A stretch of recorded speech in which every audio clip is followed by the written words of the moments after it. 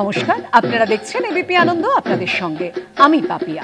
অষ্টমীর দুপুরে পুজোর আড্ডায় আজ স্টুডিওয়ে হাজির মুমতাজ সরকার, ঋদ্ধিমা ঘোষ আর গৌরব চক্রবর্তী। তোমাদের শুভ শারদিয়া। শুভ শারদিয়া।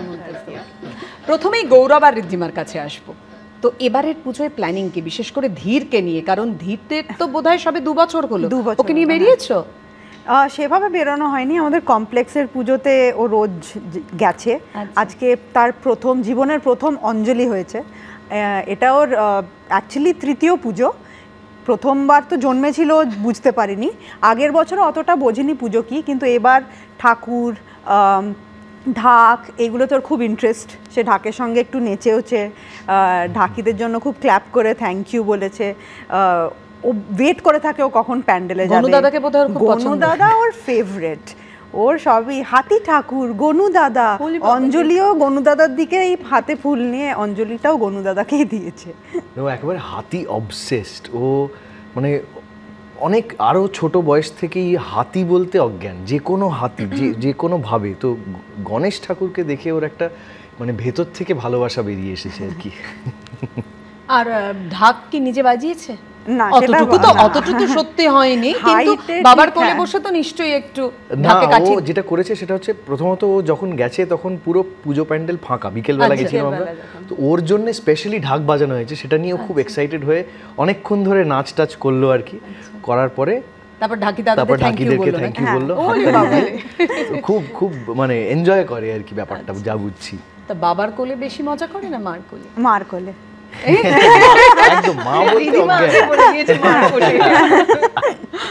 মুমতাজের কাছে আসি। মুমতাজ, এই বছর পুজোর শুরুতে যেমন বৃষ্টি হলো, তোমাদের তো পুরো বাড়ির নিচের তলাটা একেবারে জল জমে গিয়েছিল। পুরো গন্ডোলাটা বের করব ভাবছিলাম, তারপরে কেএমসি চমকে দিয়েছে। কিন্তু আমাদেরকে সত্যি জল নিমিষের মতো, ম্যাজিকের মতো কিন্তু কমেও গেছে, অ্যাটলিস্ট আমাদের পাড়ার। তুমি আমাদের করুক মাথা থিমথিমে মণ্ডপের অবস্থাটাও দেখিয়েছিলে। একদমই তাই, মানে ভয়ঙ্কর। আর সত্যি খুব খারাপ লাগে এরকম পরিস্থিতিতে, মানে এত খাটনি, সবাই এত পরিমাণে পরিশ্রম করে, মানে এত টাকা লাগিয়ে সবাই ফর মান্থস মানে না ঘুমিয়ে মানে এত কিছু তৈরি করে, সেটা যদি নিমিষের মধ্যে কয়েক ঘন্টার মধ্যে যদি পুরো মাটি হয়ে যায়, খুবই খারাপ লাগে। আর তখন ইনফ্যাক্ট কভার করতে গিয়ে দেখলাম যে যারা মণ্ডপ সাজিয়েছেন, যারা কাজটা করেছে, তারা নিজেরাই বাড়ি ফিরেছে, বিকজ তাদেরকে যেতে হয়েছে, তারা আসতে পারেনি।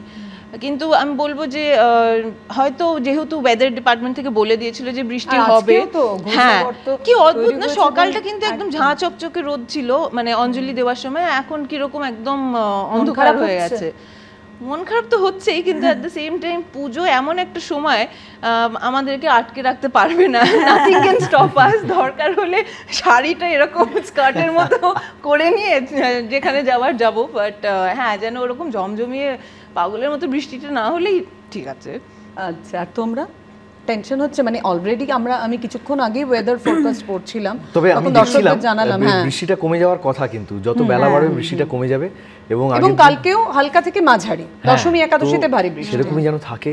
এত লোকের এত খাটনি, এত কিছু ইনভলভড, সবাই ওয়েট করে থাকে কটা দিন আনন্দ করবে বলে। তো একেবারে সেদিনকে এবিপি আনন্দের সঙ্গে বালিগঞ্জ কালচারাল আর ত্রিধারা যাওয়ার সুযোগ হয়েছিল। আমার দেখে এত ভালো লাগছিল না, এত মানুষ বেরিয়ে পড়েছেন বৃষ্টি টিষ্টি সব ভুলে। এই জিনিসটা যে এই সময়টা একটা সেলিব্রেশনের সময়, তো হোপফুলি বৃষ্টিতে মাটি না হয়। Touch wood. তুমিও খুব সুন্দর করে করেছিলে, সেটা আমরা খুব এনজয় করেছি। Thank you. আমি খুব মজা পেয়েছি, খুব ভালো লেগেছে, এত ভালো লেগেছে কি বলবো। আচ্ছা, ধরো তুমি রিপোর্টারের ভূমিকায় যেভাবে তুমি তখন করছিলে অ্যাঙ্করিংটা, আর অন্য সময় যখন তোমরা ঠাকুর দেখতে যাও, সেটা ডিফারেন্সটা কেমন ফিল করেছো? ও বাবা, বিরাট ডিফারেন্স। প্রথমত তো নিজেকে খুব ভিআইপি মনে হচ্ছিল, কারণ আমরা নর্মালি ঠাকুর দেখতে গেলে তো লাইন দিয়েই ঢুকতে হয়, কিন্তু অ্যাঙ্কার হওয়ার দৌলতে আর কি আলাদা করে ঢুকিয়ে নিয়ে গিয়ে সামনে নিয়ে গিয়ে যেখানে কেউ ঢুকতে পারছে না সেখানে দাঁড়িয়ে আমি ঠাকুর দেখাচ্ছি, সবাইকে ইন্ট্রোডিউস করাচ্ছি। তো খুবই ভিআইপি মনে হচ্ছিল আর কি। কারণ ছোটোবেলার থেকে বন্ধুবান্ধবকে নিয়ে, আমি যখন স্কুল কলেজে পড়ি আর কি, বন্ধুবান্ধবকে নিয়ে গাড়ি নিয়ে আমরা একটা গাড়ি ভাড়া করে বেরিয়ে পড়তাম, কলকাতার সাউথ টু নর্থ সমস্ত পুজোগুলো দেখতাম, একটাও পুজো মিস করা যাবে না। তো ওই সময়টা খুব মনে পড়ছিল, এবং বাকি সবাইকে দেখে মনে হচ্ছিল এরকমভাবেই আমরা তখন দেখতাম। আর এখন how Times have changed. Now you're introducing the pujos to them. আরেকটা ডিফারেন্স আছে। নর্মালি যখন তুমি পুজো ঠাকুর দেখতে যাও বা যখন এই লাইভটা করছিলে, তোমার হার্ট রেটের ডিফারেন্সটা কি? তাই তখন তো কোনো রেসপন্সিবিলিটি নেই, আমি ঠাকুর দেখতে বেরিয়েছি। আর একটা লাইভ করা কতটা ডিফিকাল্ট, মানে তোমরা অবভিয়াসলি তোমরা এটা জানো, আমাদের পক্ষে লাইভ কিন্তু কথা একদম বলা মনে সবচেয়ে বড় কথা তোমরা খুব এত flexible গুছিয়ে ছিল। কথা বলতে পারো, সেইটা হচ্ছে সবচেয়ে আগে রপ্ত করার জিনিস আর কি। আমরা গুছিয়ে থাকতে পারি। এবার মমতাজের কাছে আসবো। তোমাদের 3 বোনের মধ্যে বেশি ঘরকুনোকে, মানে তুমি তো একেবারেই না। হ্যাঁ, আই থিঙ্ক বেশি ঘর কোনো বোধহয় বড়দি মানেকা, হ্যাঁ, কিন্তু ও যখন মানে কাজের মধ্যে চলে যায় তখন আবার মানে ঘর কোনো কে মানে ও দুটো এক্সট্রিম রয়েছে। কিন্তু মৌবনিয়ার আমি সব থেকে বেশি মানে মৌবনিকে তো মা বলে যে ওর পায়ের নিচে নাকি চাকা লাগানো রয়েছে, সারাক্ষণ গড়গড়িয়ে, মানে শি ইজ অলওয়েজ আউট। তারপরে হলাম আমি। ঘর কোনো ঠিক না জিনিসটা না, এটা আমার মনে হয় সময়ের সাথে সাথে ম্যাচিউরিটির সাথে সাথে, ইনফ্যাক্ট কিছুদিন আগে বন্ধুদের সাথে কথা হচ্ছিল, সবাই একটু বেশি হয়তো ঘর কোনো যদি বলতে হয় হয়ে গেছে, মানে আজকাল মনে হয় সবাই প্রেফার করে যে বাড়িতে থাকবো, নিজের পরিবার বন্ধু বান্ধবের সাথে মানে ক্লোজ ডোর অ্যাফেয়ার, ওই জিনিসটা বোধহয় বেশি প্রেফার করে বাইরে বেরিয়ে যাওয়ার থেকে। কিন্তু আমি জানি না এবার এটা আমি নিজে এটা আমার মনে হলো কিনা, বাট বহু বছর পরে আমার মনে হলো কলকাতায় ওই আগে যেরকম পুজোর সময় ভিড় হতো, প্যান্ডেলে কাতারে কাতারে লোক, মানে সবাই বেরিয়ে যাচ্ছে, আমার মনে হলো যে অনেক বছর পরে বোধহয় সেই জিনিসটা এবছর হয়েছে, ফিল করলাম আমি। অবভিয়াসলি গত বছরটা মানে কারুরই মন মেজাজ ভালো ছিল না, কেউই পুজোর উৎসবে মেতে যাওয়ার মতো সেই পরিস্থিতিতে আমরা ছিলাম না। সো গত বছরটা দুর্গাপুজোটা আমরা পুজো মাকে নমস্কার করে বলা, আরও মানে মার কাছে চাওয়া, আমাদের তো চাওয়ার শেষ নেই, কিন্তু আরও স্পেশালি চাওয়া যে যেন আমাদের আর কাঁদতে না হয়, আমাদের যেন আর প্রতিবাদ না করতে হয়। কিন্তু এই বছরটা মানে গত বছরের যেই পেন্ডিং পুজোর আনন্দটা সবাই এবার উসুল করে নিচ্ছে। ফ্যামিলি আউটিং ডেফিনেটলি হয়েছে, কিন্তু একটু রেখে ঢেকে। কিন্তু আজকে হলো মেন আউটিং আমার। হ্যাঁ, আজকে মেন আউটিং, কালকে হলো ভুরি ভোজ ডে, নবমী হলো সরকার বাড়ির মানে পেটেন্ট নবমীর লাঞ্চ ডে, সো সেটা। কিন্তু আমার কি থাকছে, মেনু কি থাকছে? মেনু জানি না, কোনো একটা রেস্টুরেন্টেই যাওয়া হবে, তো ওখানে গিয়ে, বাড়িতে না। কিন্তু এখন পেট পুজোটা করে এসেছি, লুচি আলুর দম জিলিপি সব ভালো মন্দ সেটে আমি এসেছি। তো হ্যাঁ, পুজোর মধ্যে তো এগুলো করতেই হবে। মানে অর্থাৎ পুজোতে দেখো, এই যে তুমি ঘুরে বেড়ানোর কথা বলছিলে, তার আগে বলছিলে খাওয়া দাওয়া, ভুরি ভোজ, আবার এই ঘুরে বেড়ানোতে আমি ব্যাক করব। পুজোয় তো খুব ইচ্ছেই করে অন্য জায়গায় যেতে, তোমরা দুজনেই যেভাবে ঘুরতে ভালোবাসো, কিন্তু একটা দেখো এই যে সম্প্রতি ভারতের সেরা হিল স্টেশনগুলো যেভাবে প্রাকৃতিক দুর্যোগের শিকার হচ্ছে, আতঙ্ক কখনো হয়েছে মানে এই মুহূর্তে দাঁড়িয়ে? কারণ যেভাবে ধারাবাহিকভাবে হয়ে আসছে যে পাহাড়ে ঘুরতে যাব কিনা, একটুতে ভয় পাচ্ছ এরকম? অবশ্যই, মানে ইনফ্যাক্ট আমার মাঝখানে আমি একটু কিন্নর ডিস্ট্রিক্টে একটা কাজে গেছিলাম এবং সেখানে গিয়ে এই প্রাকৃতিক দুর্যোগে আটকে পড়েছিলাম রাস্তা ভেঙে গিয়ে। তো মানে সেটা ভয়ঙ্কর বিষয় হিমাচলে, এবং সেটা ভয়ঙ্কর বিষয়। মানে সেখানে যারা ওখানে থাকেন স্পেশালি, তাদের কাছে খাবার পৌঁছানোর থেকে পেট্রোল পাম্পগুলোতে তেল শেষ হয়ে যাচ্ছে, জল শেষ হয়ে যাচ্ছে দোকানে, তো মানে ভয়ঙ্কর ভয়ঙ্কর পরিস্থিতি। তো সেটা এখন কি বলবো, মানে সময়ের সঙ্গে সঙ্গে এই জিনিসগুলো কিন্তু বাড়ছে, যত দিন যাচ্ছে আমি দেখছি প্রত্যেক বছর যেন প্রাকৃতিক দুর্যোগ হচ্ছে, কিছু না কিছু একটা ঘটছে।